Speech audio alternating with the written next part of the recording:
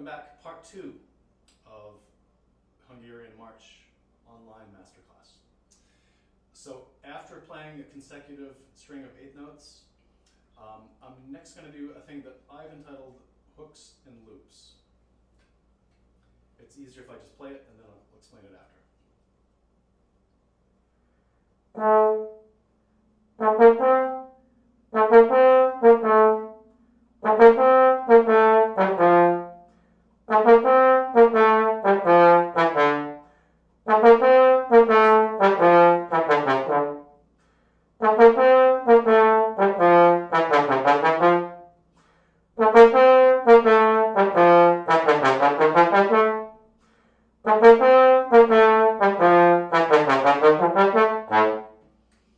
And you keep doing that. So you play 1 note, 2 notes, 3 notes, 4 notes, etc.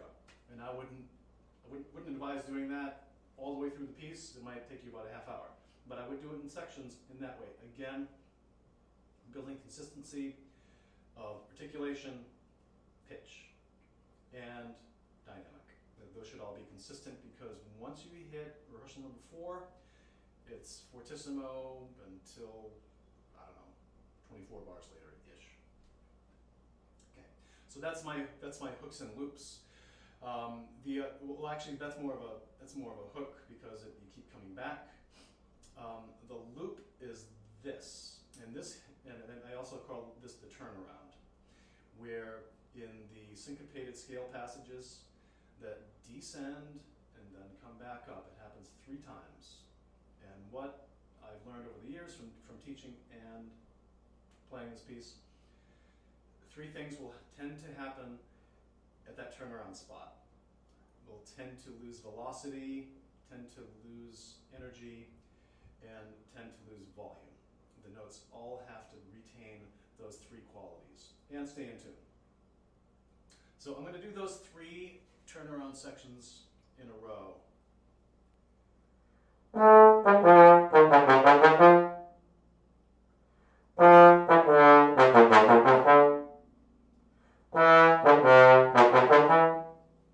So those sections, I would isolate those, I would play those together, I would turn them into 8 notes.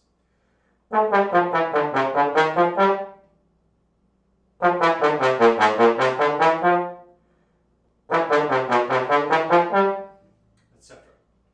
So stay strong through those. If there's a weaker element for most players, it's those 3 turnaround sections. So spend some time there. Okay, going forward now, toward the end of this excerpt. Oh, I should also mention in terms of clarity. In the biggest font I could find, we have this. What does it mean? There's 1 articulation available to you throughout 99% of the duration of this excerpt. The bass part has a couple slurs on the first page that are not part of the excerpt that I'm playing. Tenors, you have a couple, where is it? I'll just play it.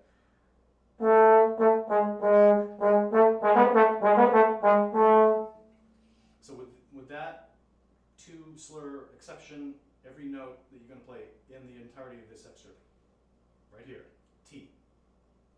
Don't fool yourself into playing any variation of T at all. It's t, t, t. Where that tongue strikes, it has to be 100% consistent for clarity and consistency. It's going to contribute to the energy, the overall energy of the piece, and it'll be one of those esoteric factors that when someone is listening to you and judging you, they will say, for some reason, this player is just more clear than the other candidates that I'm hearing. And thank you, Mr. T. Okay, the end of this excerpt now. There's 1 subito. If you have your parts in front of you, I hope you do. After rehearsal number 5, 1, 2, 3, 4, 5.